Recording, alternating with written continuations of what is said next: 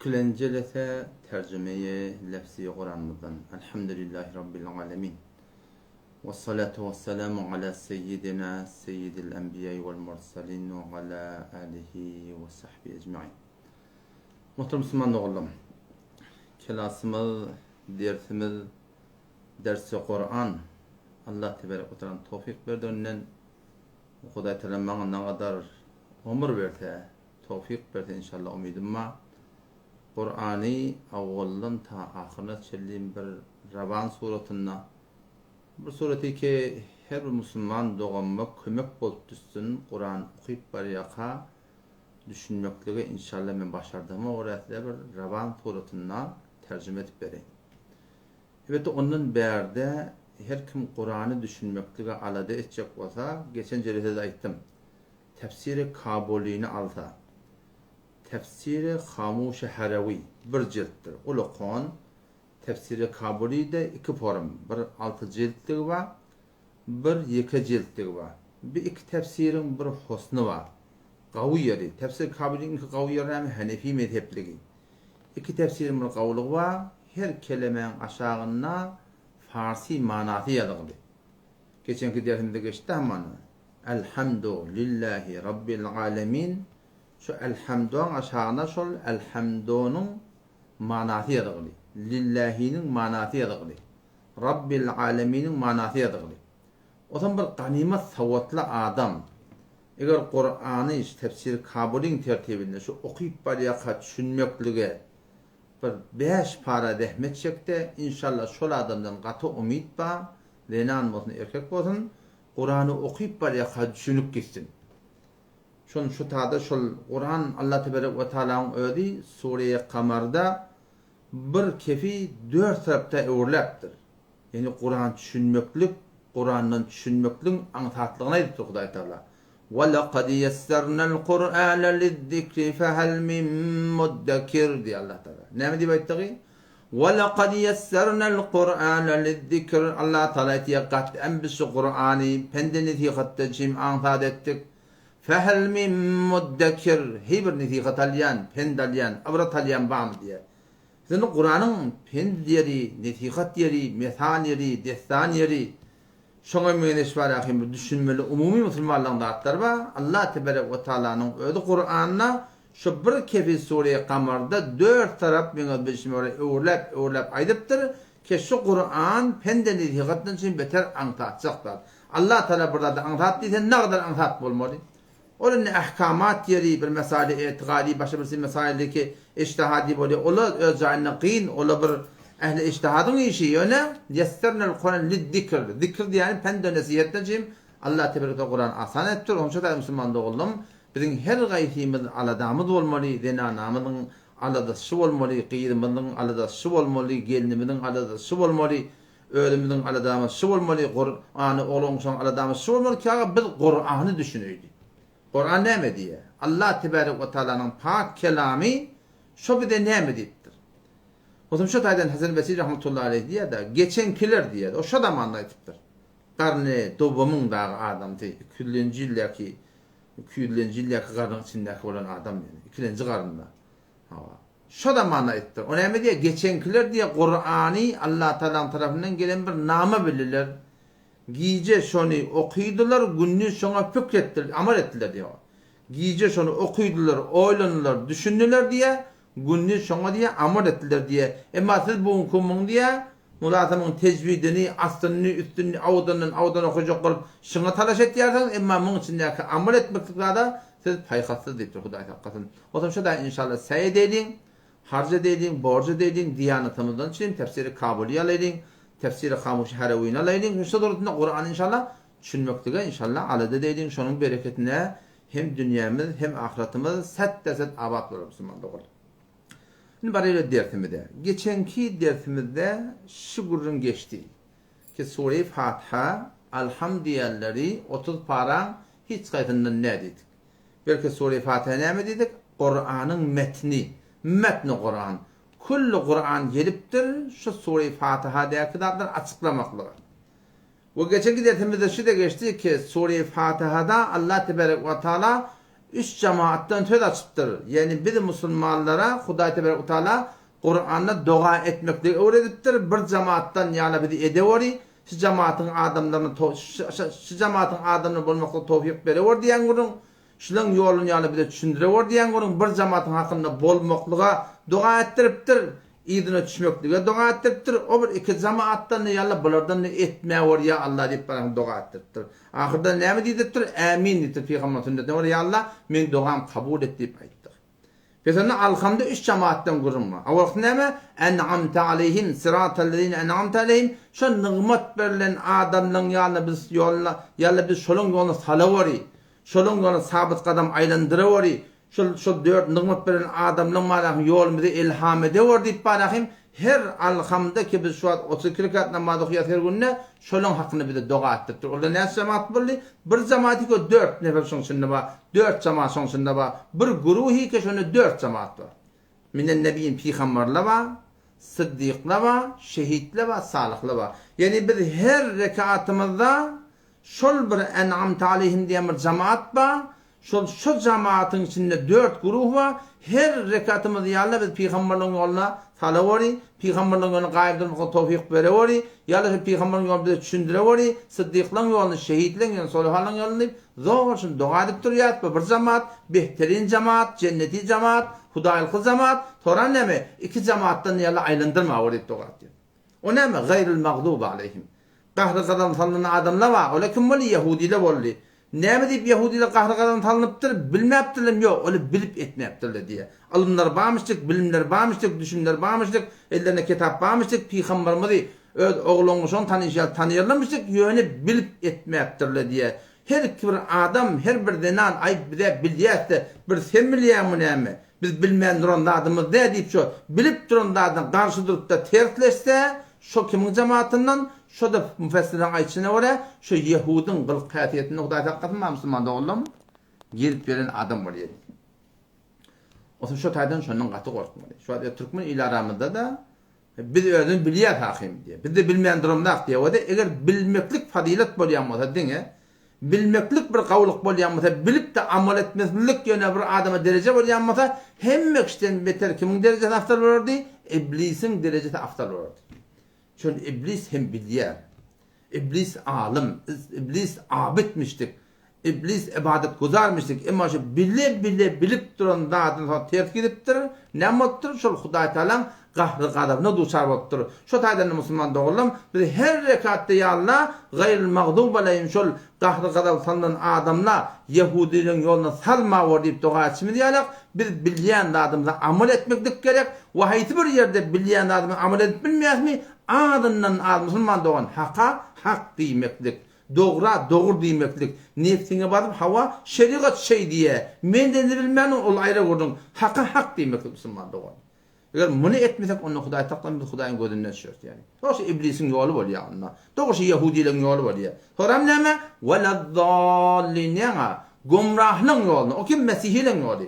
Mesihile iki zat derekli gumrah bolupdurlar. Mesihile bilmeýän gumrah bolupdurlar. Alımsızlyk ýüzünden gumrah bolupdurlar. Ifrat edipdirler, ziyadelevi edipdirler. Ödünden doğru düşüm, doğru fehim bolman Hudaý taqqadan İsa aleyhisselam Hudaý Taala peygamber bilmäni mun düşman bir cemaatyn öldürjek bolupdurlar. Bir cemaatda Hudaý gawaraýaty başlaryna, peygamber gawaraýaty başlaryna naud billah İsa aleyhisselam Hudaý Taala ogul diýipdirler diýýärdi. Bilmeýän gumrah bolupdurlar, bilmeýän düşman tutunupdurlar we bilmeýän gülen ýoldan çykypdurlar. Pedende her rekatda wagty ki men hene musulman ayal oğlum, erkek oğlum, ağam, daydalar, sizike namaz okuyarsınız, arada tutuyarsınız, sizike valahi Mekke aşın Allahu Ekber deyip duruyarsınız, sen ayallığın kimen Kur'an hatmettim diyarsın, Kur'an okuydum diye aytiyarsın, sen her rekatta ya Allah, beni Yahudilerin yoluna salmawar, ya Allah, beni Mesihlerin yoluna salmawar deyip dua edip tut, emma kıyının takdir sen şunu kunna kadar, ha Müslüman, ki namaz okuya, ol Yahudilerin toyunu tut ya, Yahudilerin malahim gıcağını getiriyor, Yahudilerin malahim dutarını getiriyor, Yahudilerin malahim orgıcazını getiriyor, Yahudilerin raqs kasiyetini getiriyor, Yahudilerin egin başını geyip ya, Müslüman doğunum, ödünün öz hesabını edevorin, men öz hesabını ödüp edegili, men namazda durup malahim men Yahudilerin yoluna salmawar deyip, hal öyün böwrüne, televizyonuna men Yahudilerin filmini gödäp dursam, Mesihlerin filmini gödäp dursam, Sen günü 32 rekat okuyup namazı emin diyen 320 rekat namaz okuyup da emin diyen Huday sen doğan kabul etmeye doğru alpariyanın şu Yahudi'nin yolu, Mesih'in yolu. Erti kıyamet günü şolun cümlesinden bolur mu kabul olmanın kadir Müslüman doğan. Hem becek bir şey. Çünkü Kur'an yetim olurlar biliyor musun? Şöyle musafir dine Ahmed rayar nist. Şöyle musafir dine Ahmed rayar nist. Herkesi bakar khud bakar Ahmed kar nist diye. Her kim öyle iş bilen. Bir de bilyet. Sen bilen neydi Müslüman doğru. Parayla uğraşık. O zaman da alhamda Allah tebarek ve teala bedi şu en'amte aleyhimden bol mutlaka dua ettiriptir. Gayril mağdub aleyhim ve lezzalin cemaatini ya Allah salma var, onları yaklaştırma var ya Allah. Onun yolunu bize düşündürme var ya Allah. Onun yolunu bize salma var ya Allah deyip ben dua ettirdim Müslüman doğru. Sonra geldik neyler? Sure-i Bakara indi. Surenin başlamız Sure-i Bakara. Geçenki dersimizde geçti ki Sure-i Bakara'da avval başta 4 ayet ki 5. ayette böyle onun başına elif lam mim geçti. Şöyle yani lafz elif lam mim 5 ayet böyle. Avval 4 ayet kimin hakkında oldu? Muhlislan hakkında oldu. Muhlis zenanalar var. Muhlis erkekler var. Muhlis cavallar var. Muhlis ahullar var. Muhlis ulemalar var. Muhlis şuhadalar var. Muhlis var rahim edermin qarası adamlar var. Muhlis adamların hakkında, onun hakkında 4 ayet indi ki geçen haftanın tercümesi geçti. Her adam ki şolon etdiyen etiqadı bilen, duygusu bilen, amal bilen geçse Allah tebarek ve teala ulaike ala huden min rabbihim. Ulaike ala huden min rabbihim ve ulaike humul muflihun. Nibayette şola necat taban zaman ve şola çın hidayetli dedi Huday Teala. İdinen 2 tane ayetin gurrunu hemen gurrun boldy. İdinen 2 tane ayetin gurrunu ol kafirlan gurrun boldy. Kafirlan hakkında gurrun etdi. Hayır kafirlar bir sürü kafirlama ki şolon Huday Teala yürekine mohr vurupdur diye. Has bir kafirlama ola hiç vaxtda dolanmaya deyipdir Huday Teala. Aytdın aytmadın olar dersen deyipdir. Hem kafirlan hakkında gelen ayette şu abdü görüyorsan ne kadar kafirlar Müslüman bolýarlar. Ama bu taada bir has kafirlama Ebu Cehil yalaq, Utbe yalaq, Şeybe yalaq Khas kafirler ki Allah tebarek ve teala hatamallahu ala kulubi Allah Teala'nın yürekine mohr vurupdur. Ne diyeyim? Şöyle hak aydalarına haka tabi olmaptırlar. Haka eştellerine haka tabi olmaptırlar. Haka durmaptırlar. Haka bilip durup barahim beylek çortturlar. Ta nahayetten Huday Teala şolon yüreklerini kullen qaraldıptır eden günlerler derekli. Sonra onun yüreklerine hiçbir aklık kalmani. Ol barahim şu toratında Huday Teala'nın yüreklerine mohr vuruyor. Şu konu biz hemşehri Müslüman doğan. Geçen keftede geçti ahim o da. Hadise bir gurrun geliyor. Geçen keftede aydan gurrun aylayın. Hadise bir gurrun geliyor. Her adam bir etdiyen qavi işi şu yüreğine aklık diye. Aklık edip tu ta ki ahir ne bolýar diye. Hemme yürek ak bolýar diye. O zaman nurani kalp bolýar ol. Ama her bir etdiyen günende yüreğine qaranqylyk diye. Bir qaranqylyk nokta basıp soram şol yürek kullu şu toruna qaralyp soram dige ona hak kep ýokmy ya. Hak kefe kulak atmaya, hakkı orta hakkı ona bolmaya, kulle mana ey mi düngdürgülü kuyuda bolar biliyor musun? Sen düngdürgülü kuyuda soğuk kuyuğunda ne kuyumanda ne mi? Onun için soğuk yemiyor Müslüman da oğlum. Şu suratında Huday hakkatın barahim, şu zira barahim Müslümanlar da var ki geçen hafta geçti ne mi dedi? Peygamber Muhtasan muhtelif kitaplarda, hadis kitaplarda geliptir. Hayti bir Müslümani ki bilip durup odur bolmani, meriz bolmani, başka bir odur şeriz bolmani, 3 sefer zımgadan giyeceği alsa yani bütün cımğa barmasa Allah ta şoň yüreğine mohr vurýar. Pedonna toňky 2 ayetde awalky 5 ayete çelli muhlislan hakkında gurulmaly. Sure Bakara'da 2-nji ayetde näme çyn kafirler ike hatamallahu ala kulubihim bolupdurlar. O bir has kafirler ike ola hiç wagtda öwürmeýär. Ama şoň kunten görýär näde kafirler öwüripdi ol bu 2 tane ayet var Müslümandan ol ayetler hakkında. Inni gellik idindeki 13 tane ayet. Ştada 13 tane ayet. O da awalki 4 ayet muhlislan hakkında, idinde 2 ayet kafirlan hakkında, inni kişiler temindeki şu tek dilin ayetten beyler ta 20. ayete çeldiğim münafıklan hakkında gelipdi Huday hakkında. Münafık diyenler kim? Münafık diyenleri dili bilen la ilahe illallah diye, Muhammedur Resulullah diye, namaz okuya, arada tutya, zekat veriye, hacca gittiye yöne Huday tebarek ve teala şolon imanının duygusunu kabul etmeye Müslüman doğan. Nemeden için kabul etmeye? Çünkü şolon aytyan kefi bilen bolup göster den gelmeye diye. Dillerini buradan alýarlar. burada deyip aytýarlar, anan ýanyp aytýarlar, emma amallary yürekdäki duýgular bilen gabat barahyň şolaň bolup berşen deňgelmeýe diýe. Erkeklerden ne var diýe? Denanylardan ne var diýe? Insanlardan ne var? Şeýle bir adam Hudaý hakykatyn jyllardan ne var diýe. Dikkat ediň onu göde. Sure Fatiha'da alhamdülillah 3 cemaatden gurrun geçti. Ne bolly? En'amte aleyhim bolly. Gayril mağdub aleyhim ve leddallin bolly. Yani bir cemaata imanlı adamly muhlisly bolly. İdinek cemaat ne bolly? Kafirli bolly. Şu gayril mağdub aleyhim bolsun. Allah Teala aýdyny bilip durup inkar eden adamlar odaki gumrahly bolly.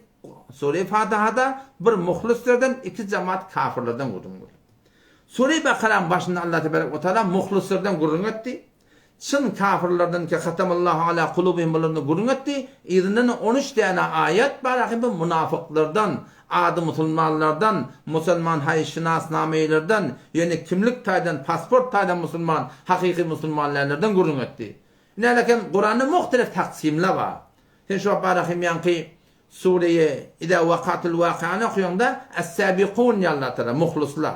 Ashabul yemin ya burada muhlislar yani dereceleri olara eteler. 2 cemaat näme imanly cenneti diye sonra ashabul şimal diye Hudaý Teala desi çepiler nami amal sollerinden beri erkekler olar cehennemi diye. Sure Vakada zahiri 3 tane bölünüpdür. Yani 2'si imanlı cemaat, biri kafir cemaat.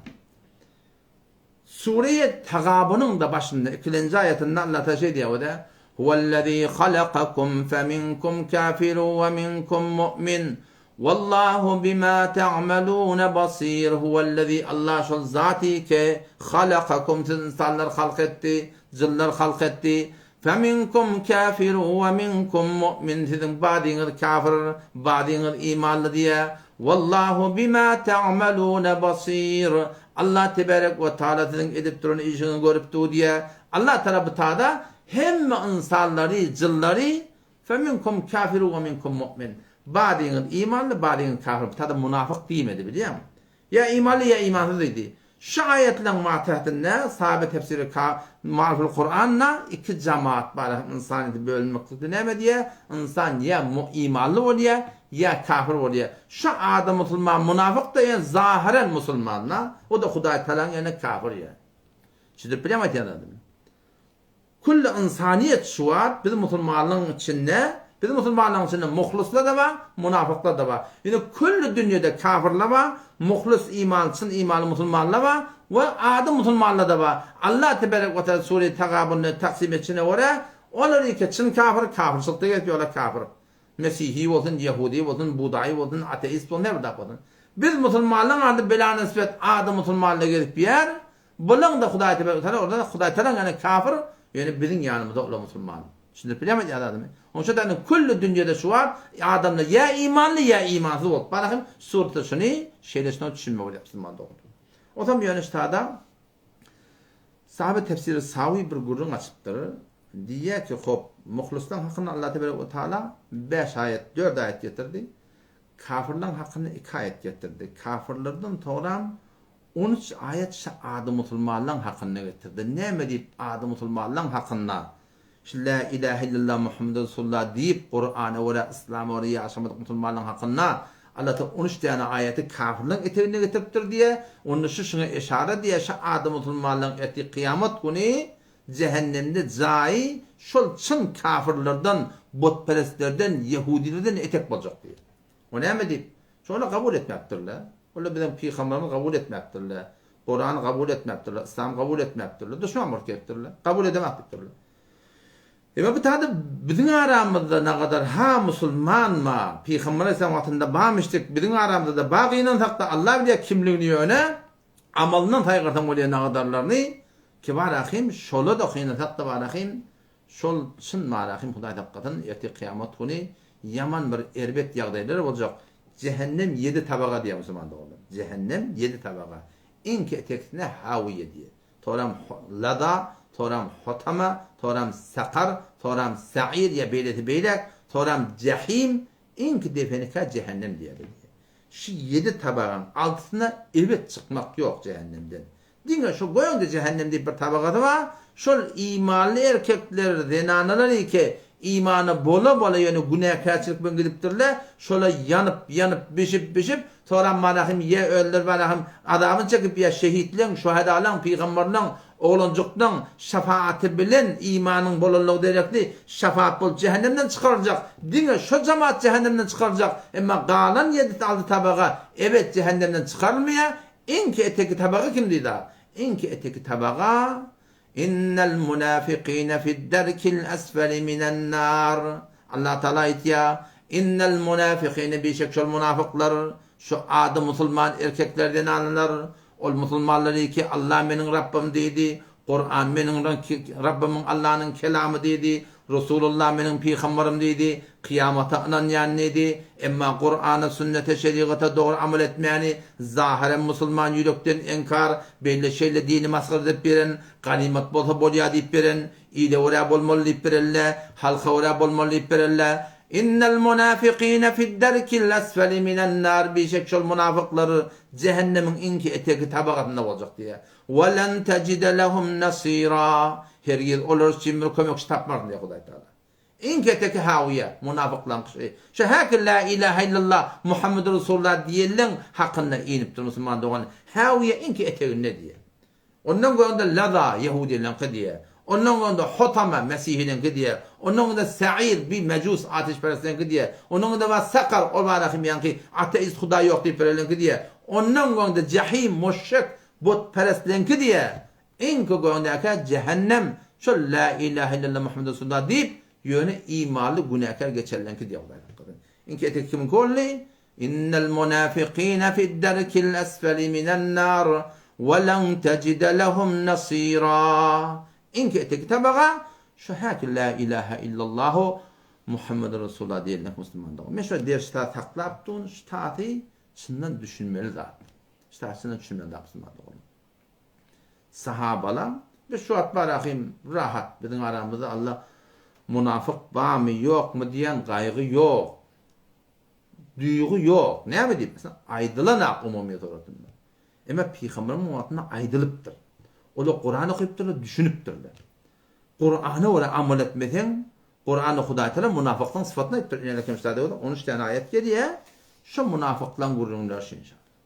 Şu münafıklar şu an bizim aramızdadır. Medine-i Münevvere'de varmıştır. وَمِمَّنْ حَوْلَكُمْ مِنَ الْأَعْرَابِ مُنَافِقُونَ وَمِنْ أَهْلِ الْمَدِينَةِ مَرَدُوا عَلَى النِّفَاقِ لَا تَعْلَمُهُمْ نَحْنُ نَعْلَمُهُمْ سَنُعَذِّبُهُمْ مَرَّتَيْنِ. Allah Tebarek ve Teala ve Peygamber Kudüs'ün vaktinde Medine-i Münevvere'de Peygamber muallim, Peygamber orada ummat bulup Peygamber yani şehadetine ettirler. La ilahe illallah deyiptirler. Muhammed Resulullah deyiptirler. Grup namaz cemaata koşuşup duran, dekap verip duran Huday Teala şonlara ne mi diyor? وَمِمَّنْ حَوْلَكُمْ مِنَ الْأَعْرَابِ مُنَافِقُونَ. Ey Müslümanlar, sizin daş devlelerinde, dağlarda, dümellerde, çöllerde geperiler, münafıklar var diye Allah Teala yalandan iddiayı İslamet yerler, yalandan ben Müslüman yerler. وَمِنْ أَهْلِ الْمَد۪ينَةِ Ehli Medine'den bazılar var. مَرَدُوا عَلَى النِّفَاقِ Münafıklığa, nifaka adet edildi. Ehli Medine'de, Medine-i Münevvere'de münafık varmış Müslüman doğun. Ama bizim Türk meselemizde hiçbir Müslümanla yüreğini korku tapmaklık kıyın olurken ben münafık bulamayım. Ne mi deyip? Aydılan Müslüman doğun. Ama sahabeler aydılıptır. Sahabeler deyiliptir. Sahabeler Kur'an düşünüptürler. Heyvay Kur'an şey diye. Ne mi diye o da? وَالْمُنَافِقُونَ وَالْمُنَافِقَاتِ Sure-i Tevbe'de var. وَالْمُنَافِقُونَ وَالْمُنَافِقَاتِ Erkek münafıklar, zinana münafıklar, ba'duhum min ba'd bazıhine ahlak taydan, edep taydan, terbiyet taydan bağ mendeşti Allah Teala. وَالْمُنَافِقُونَ وَالْمُنَافِقَاتِ Erkek münafıklar, zinana münafıklar, ba'duhum min ba'd bazıhine mendeş. Ya Allah bilir nimet yer. Münafık mendip neme alamat var. Şakı var mı? Kulu lokam mı? Burnu lokam mı? Dişi lokam mı? Ayağı lokam mı? Yok bıraktılar da bir yalık insan ola. Nimet yerler. يَأْمُرُونَ بِالْمُنْكَرِ وَيَنْهَوْنَ عَنِ الْمَعْرُوفِ وَيَقْبِضُونَ أَيْدِيَهُمْ نَسُوا اللّٰهِ فَنَسِيَهُمْ diye Huday Teala. يَأْمُرُونَ بِالْمُنْكَرِ Münafıklar. Şimdi hele kimse gelen ayetler hakkında. Şular adamlar kim şular münafıklar? Ye'murune bil munkar teleke buyuruyorlar diye. Doğruca şeriatta harama buyuruyorlar. Haydi bir haram olsun, iyime olsun, içme olsun, giyme olsun, minme olsun, gözleme olsun. Şu haram zatları öyle kullanıp yerler, öyle yiyip yerler, içip yerler, milleti de şöyle harama karşı buyuruyorlar diye. Ondan haram ne mi? Ve yenhevne anil ma'ruf. Şeriata oraya bolup durumlardan kaytarıyorlar diye. Haydi bir şeriat orada bolmalı, şeriat orada etmeli olduqa. Hayt bedip vermelidir. Edip verene at takyan adam her bir yapmadı Müslüman doğun. Men aydama Hudaý sana ne diyor mu? Münafık şöyle diyor Hudaý Teala. O zaman şu taýdan manahym şun hakkında bir korkmaklık gerek. Peygamber aleyhisselam sahabalara aydıptır, deyiptir, korkulypdyr. Şolun gara gaýgysymyşdyk. Men münafık bolamay. İnelekem galiben Sahih Buhari'de geliyor. İbn Abi Muleyke rahmetullahi aleyh ravi tabi'illen biri Peygamberimiz görenler yok. Yani sahabaları görüptür. Cengi Bedir'de şereket eden sahabaları görüptür. Cengi Bedir awwalky jeng musulmanlaryň jeng kafirler bilen. Şeyde bir jeng musulmanlar, şeyde bir reşadat, şeyde bir batılçylyk kökü diýerler. Şeyde bir edilmeçilik kökü diýerler. Filişlerde atmanlarga kömekçi bolýarlar. Allah Teala bir piruz etdiýär. Şolaň defende bolan kafirler ýeňip alýarlar. O şeyle Hudaý Teala şondan rady bolupdyr ki Peýgamberimiň dilinden Allah Teala Kur'anyna men şondan rady edipdir. O şo toradan Peýgamberimiz olar näme diýipdir? "İ'malu ma şi'tum." Halan işin ediber diýipdir Peýgamberimiz şonda. Ashab-ı Bedre var Peýgamberimiz "İ'malu ma şi'tum." Halan işin ediber diýipdir. "Qad gafarallahu lekum." Allah bağışladı diýipdir şolara. Bu da şu porum sahabalardan İbn Abi Muleyke rahmetullahi aleyh näme diýe? 30 nefer sahabany gördüm. 30 nefer sahabany gördüm diye, tataşdım diye. Kimlerden? Min ashabin Bedr. Edrektu min 30 min ashabin Nebi sallallahu aleyhi ve sellem. Kulluhum şehidu Bedren. 30 nefer sahabadan, Peygamberin yarından, Peygamberden did oturup deren adamlardan Cengi Bedir'de denan olonuşon koyup lap Cengi Bedir'de kılıçlap vuruşan sahabaları gördüm diye. Kulluhum yakhafuna ala enfusihim minen nifaq. Hemmecekleri korkuyordu diye men münafık bolamayın dedi. Neydi korkuyorlar? Biz de korkuyor. Neydi korkuyorlar? Muallim fark etdiye. Zımmalarının gudun fark etdiye. Din talimleri fark etdiye. Terbiyet beşleri fark etdiye. Düşündürüşler fark etdiye.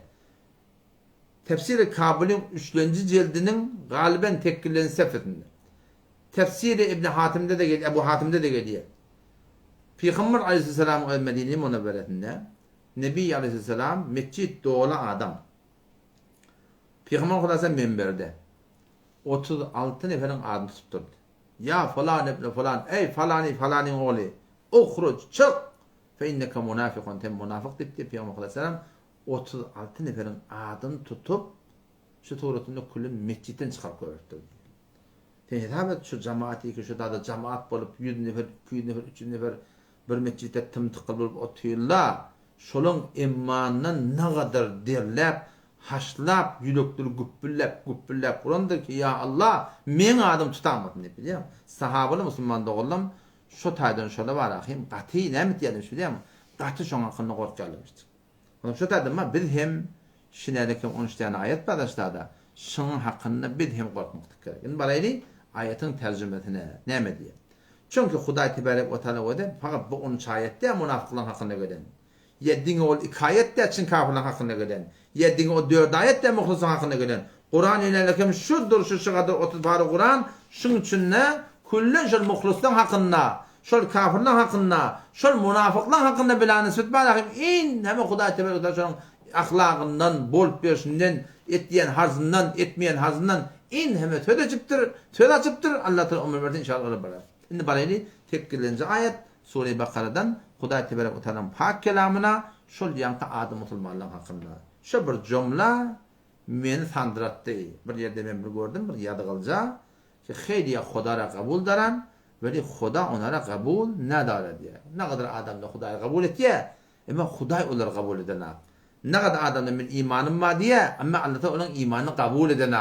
Ne kadar adamlar namaz okuyor, arada tutuyor, hacca gidiyor. Ama Allah Teala onun namazını, aradını, hacını kabul edene Müslüman doğulam. Hudaý Teala pak kelamına baraydı. وَمِنَ النَّاسِ مَنْ يَقُولُ آمَنَّا بِاللّٰهِ وَبِالْيَوْمِ الْآخِرِ وَمَا هُمْ بِمُؤْمِنِينَ وَمِنَ النَّاسِ diyen Allah Teala adamlardan bari var. Nas diyen lafz Kur'an'da hecede geldi. İnsanları da şamil oluyor, cılları da şamil oluyor. Bütün insanlardan da bina nispet münafık var, o cıllardan da münafık var. Çünkü şu Kur'an-ı Kerim'de iniptir, şu Kur'an cıllı da şuna amel etmekte Müslüman da olmuyor mu? Şöyle de şuna kınna mükellef yani. Hop, bula ne diyorlar diye? Âmennâ billah. Allah'a iman getirdi ve diyorlar diye. Doğru mu? Ve bil yevmil ahir. Kıyamete de iman var diye diyorlar diye. Ama Allah Teala ne diyor? Olan imanları yok diyor Huday Teala. İddia ba Huday Teala men kabul etmeyendir. Böyle iman lafzını yürekten aytiyat edip iddia edip durlar. Dille böyle eşhedü en la ilahe illallah ve eşhedü enneke Resulullah deyip iman iddia ettirler. Ama Allah Teala men olan imanlarını kabul etmeyendir. Ve minen nasi adamlardan bazıları var. Men yekulu amennâ ki aytiyar amennâ billah min Allah'a iman getirdim. Ve bil yevmil ahiri kıyamet günü ahir günü iman getirdim. Ve ma hum bi mu'minin. Allah Teala ve Teala aytiya ve ma hum bi mu'minin. Olan imanları yok. O ne imanları yok? يُخَادِعُونَ اللّٰهَ وَالَّذ۪ينَ آمَنُوا وَمَا يَخْدَعُونَ إِلَّا أَنفُسَهُمْ وَمَا يَشْعُرُونَ يُخَادِعُونَ اللّٰهَ Öz oylarını ödüşüne vura, Hudaya Allah diye de. Şoförün düşümü götürdüler ne kadarlar diye bir tefsire vura. يُخَادِعُونَ اللّٰهَ yani öz düşümlerine vura, öz oylarına vura, Hudaya Allah veren adamlar böyle diye. Ne kadar olamada deyip de yok. Sada bir tane mahzufe yuhadi'une Resulallah'ı. Buna Peygamber'e hile oynayarlar deyiptir. Peygamber'e hile oynayarlar. Peygamber bile malahim sadık diye. Peygamber'den sonra onun yüreklerine haber yok. Ondan sonra başka kimle yol oynayarlar? وَالَّذ۪ينَ آمَنُوا İmanlar da bile sadık diye. Yani Hudayda Peygamber'den korun et diye. Temek yan doğru diye ama iyirinden çapmanıdır diye. İyirinden kapmanıdır ya, iyirinden depmeyendir ya. Dili bilen bırdat diye ama kabada varsa şu İslam'ın, Kur'an'ın aleyhine evet diyorlar. Buna kıyımırlayarlar diye. Ama Allah Teala ne diye? Ola diye öğlerini allayarlar diye. Ama ağlan akka diye. Tercüme var ne diyor o da?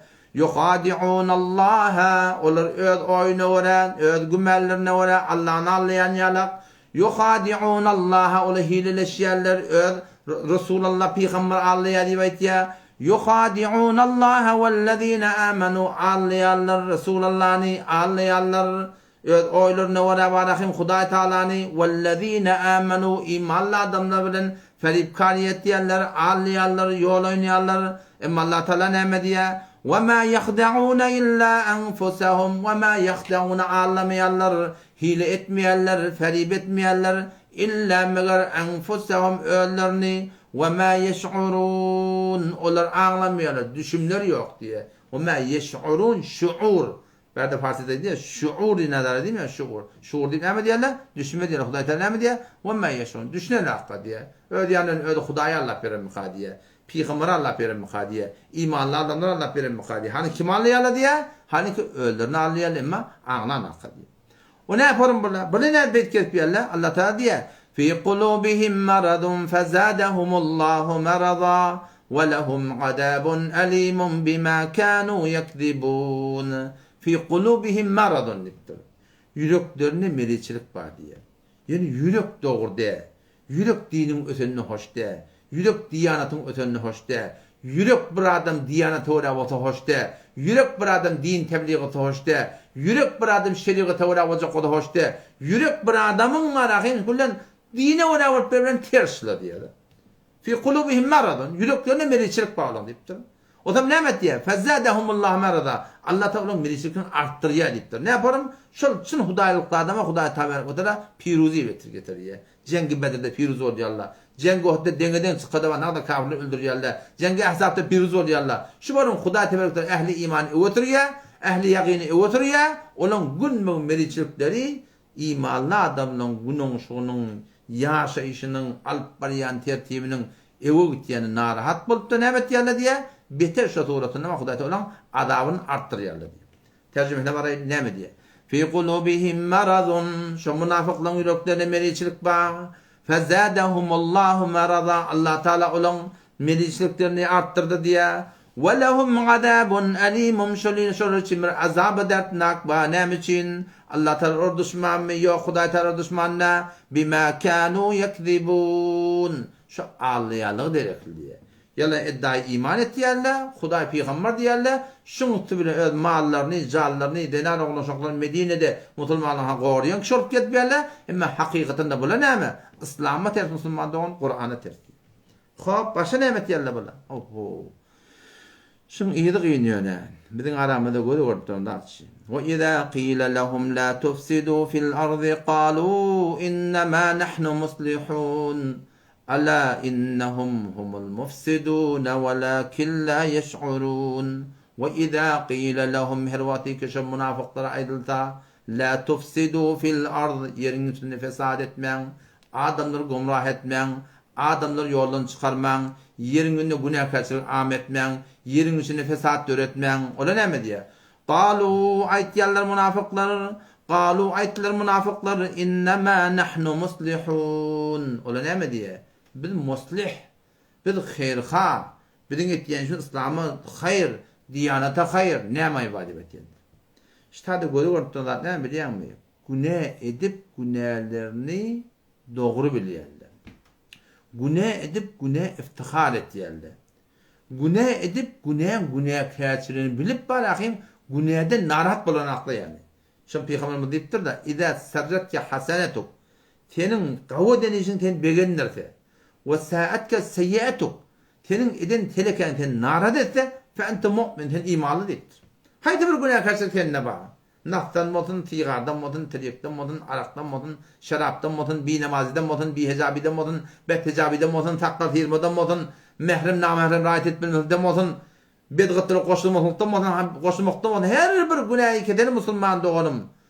İnsan Müslümanlı bolayan zat, şu günah karşılıklar bola yine yürekten peşiman, bi namazdan narahat, bi hecabiden narahat, aytiyanda doğru öder deyip, şu öd bolup verişine narahat bolup vermekte Müslüman doğan, Peygamber sana nemtir, şuna deyiptir, imal deyiptir. Ama bu münafıklı nezir. وَإِذَا قِيلَ لَهُمْ لَا تُفْسِدُوا فِي الْأَرْضِ Hervatiki şurada aydılda, yerin yüzünde fesad etmeyen. Bir adam ödü günah ettiye da, ödü günah ettiye. Bir adam mı fesad ettiye. Bir adam mı yerin yüzünde fesad yayrettiye. Bir hecabin am olmak ona, ara kuruşun am olmak ona, ara kulun am olmak ona, bir hecabin am olmak ona, günahın am olmak ona, her bir reban am olmak ona. Hayti bir diyanati, İslami, Kur'an yıkçağı, am olmakına kömekleşen adam, şol adam yerin yüzünde fesad edip bilen adam. وَإِذَا قِيلَ لَهُمْ hervatike şurada edilsa, la tufsidu fil ardı yerin yüzünde fesad etmen, ettiğin günah karşısının ne mi? Ola ne mi ettiyerler? Günahlarını tevcih ettiyerler diye. Ettiyen günahın günah bilmeyenler, bir ketede doğru ettiyerler. Qalu, onlar ayttılar, İnnemâ nahnu muslihun, biz bir şek biz ıslah konende, bizim ettiyenişinin hiçbir iradı yok. Allah Teala ne diye? Ala qavattan kulağatan, innahum humul mufsidun, şundan marakim şular, fesat karşılar, velakin la yeş'urun diye. Anlanak diye, düşüm yok, fehem yok, bilenak, edip durun işinin diye, telekelin yok. O zaman şu tayda Müslüman da oğlum, seyir dediğin, özümüz ıslah edelim, düzeleyelim. Bir bilmeyen ettir tabi ya nağdaratları. Tövbe edelim. Haydi burada ki bilmeyen ettir. Bundan melek himmet edelim. Eleyek çelmeyelim. Kavul mahlukun için dua etmeli. Telekeçilten kaçacak da dua etmeli. Namazına kaim duracak kodan, hesabına kaim duracak kodan, Peygamber sünnetine göre bozacak kodan, halal haram saygıracak kodan, günahdan kaçacak kodan, fesattan kaçacak kodan, yalandan kaçacak kodan, gıybetten kaçacak kodan, töhmetten kaçacak olan hayızı burada kavu iş edecek bolsan, o telekeden kaçacak olan Müslümandan sonra ne etmeli? Dua etmek gerek. Ondan sonra ne gerek? Duadan sonra kavu adamla bilen bolmalı. Kemal hamleşin dermen eserken ve gernemen hemen hakem kâsın. Kavu adamla bilen bolmalı. Kavu boydaşla bilen bolmalı. Kavu denanla bilen bolmalı. Kavu adamla bilen bolmalı. Kavu doğatla bilen bolmalı. Kavu hanavada içermesen yakımı katlaşık gelmeli. Ta şonun bereketi näme bilýärmi? Bizim imanymyz düzeler ýalak. Dosun beter ähmiýetken, boýdaşyň beter ähmiýetken. Peygamber sallallahu aleyhi ve sellem el meru ala dini halilihi dipdir. Adamda ö dosunyň diyanatyna göre di.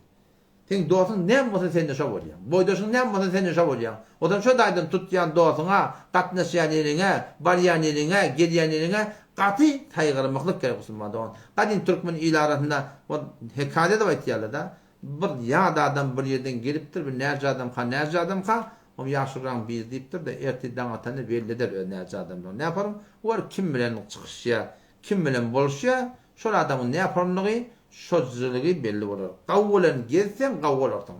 Teleke bilen gezsen ye tenşon qavva edersin, ye o sen telekle Müslüman. O da şurada inşallah hemmet edelim. Kelas hay Kur'an'dan qalmalın inşallah da netip seyrederken perşembe halqa zikr va halqa zikrdan sonra tercüme Kur'an'la vurur. 3 günlük ceretele oluyor. Şoňa meneş başga her yerde ähli hakyň cereteti bolsa inşallah taala şo goşuşup dursak şonuň bereketine hem dinimiz hem dünýämiz sat awat bolur. Allah hem tawfik bersin. Assalamu aleykum ve rahmetullahi ve berekatuhu.